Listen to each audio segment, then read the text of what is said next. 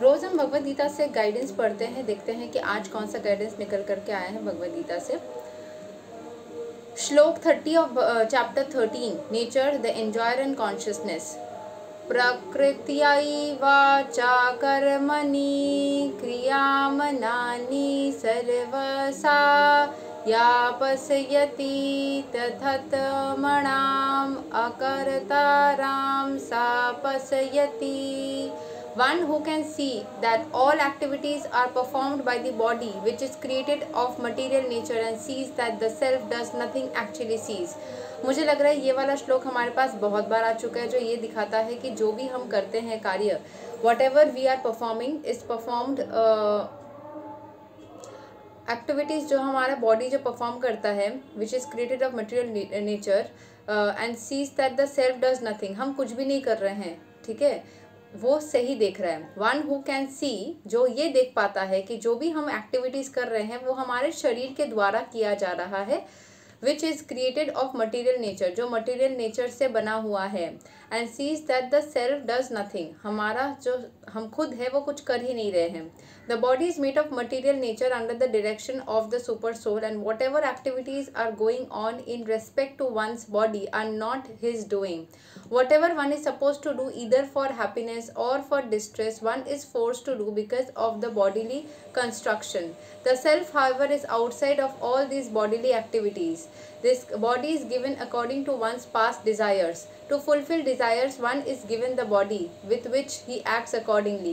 Practically speaking, the body is a machine designed by the Supreme Lord to fulfill desires. Because of desires, one is put into difficult circumstances to suffer or to enjoy. This transcendental vision of the living entity, when developed, makes one separate from bodily activities.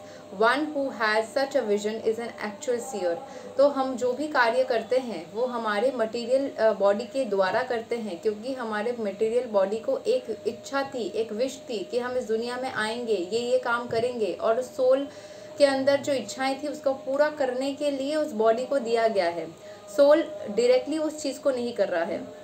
Okay, whatever one is supposed to do either for happiness or for distress is forced because of the bodily constitution. शरीर के लिए ही सब कुछ हो रहा है, आपके शरीर के हार्मोन्स के वजह से हो रहा है। आपकी खुद की विश थी मैं दुनिया में आऊँगा या आऊँगी और ये चीज़ें करूँगा या करूँगी, उस वजह से आप ये सारे जो भी काम कर रहे हो अभी इसी वजह से कर रहे हो। So this body is given according to one's past desires. To fulfill desires, हमारी इच्छाओं को पूरा करने के लिए ही हमको शरीर दिया गया है। एंड उस शरीर रूपी मशीन जो है उसके द्वारा हम चीज़ों को फुलफिल करने के लिए हम दुनिया में आते हैं। और हमारा आत्मा कोई काम नहीं कर रहा है, हमारा बॉडी काम कर रहा है। आत्मा बस डायरेक्शन दे रहा है या इच्छाएं रख रहा है, और जो है बॉडी उसको करके दे रहा है। So our soul is not doing any activities, it's just having the desire somewhere through the hormones, it is getting somewhere affected. थोड़ी सी ये मिक्स्ड फाइन लाइन है इन दोनों के बीच में, थोड़ा सा मिक्स्ड कंसेप्ट है, थोड़ा सा कंफ्यूजिंग है, थोड़ा सा बोल सकते हो कि यहाँ पे चीज़ें एक माइन्यूट डिफरेंस है कि हमारा शरीर क्या चाह रहा है, हमारा मन क्या चाह रहा है। बिना शरीर के मन के कोई इच्छाएं पूरी नहीं होगी। मन क्या है, हमारा जो सोल है वही है ना। तो सोल भी ये भी बोला जाता है कि हमारा जो भी ये है क्या बोलते हैं शरीर के अंदर जो हार्मोन्स है उसके वजह से हमारी इच्छाएं जागती है, अदरवाइज हमारी इच्छा ऐसी मटेरियलिस्टिक वर्ल्ड में रहने की होती ही नहीं। तो थोड़ा सा वियर्ड लगेगा सुन करके कि whatever you are desiring because of your body, not because of your soul also. Because soul जो है वो भगवान का जो अंश है, वो तो भगवान को ही पाना चाहता है। लेकिन जो डिस्ट्रैक्शंस हमारे लाइफ में आती है कि मुझे ये लड़का चाहिए, ये लड़की चाहिए, ये सामान चाहिए, वो चीज़ें चाहिए, this happens because of the hormones which are present inside the body.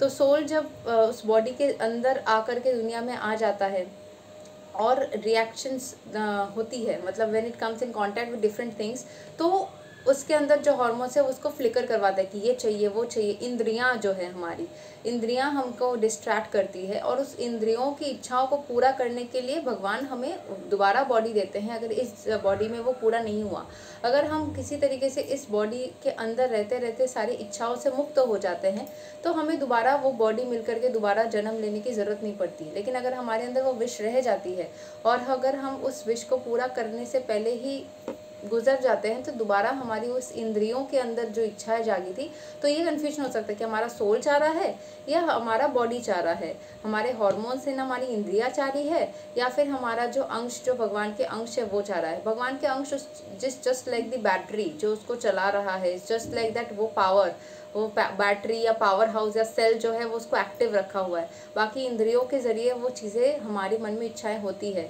अगर हमें उस इच्छाओं के अंदर ज़्यादा बहना नहीं है तो द मोर वी डू भक्ति, हम उस इंद्रियों को कंट्रोल करना जान जाते हैं और बार बार उस इच्छाओं के अंदर फंसते नहीं हैं। इसीलिए बोला जाता है भक्ति करो so that you don't get. जब आप जितना ज़्यादा डिज़ायर्स उतना ज़्यादा दर्द, जितना ज़्यादा डिज़ायर्स उतनी ही ज़्यादा इच्छाओं को पूरा करने के लिए आप संघर्ष करोगे। इच्छाएं पूरी होगी तो खुश, नहीं होगी तो दुखी, तो इसमें फंस जाओगे। So one who has such a vision is an actual seer, जिसको पता चल जाता है कि हमारी जो बॉडीली एक्टिविटीज़ है उसको सोल के साथ में कोई लेना देना नहीं है। ठीक है, थैंक यू सो मच। यही थे आज का गाइडेंस। हरे कृष्णा, राधे राधे, जय श्री राम।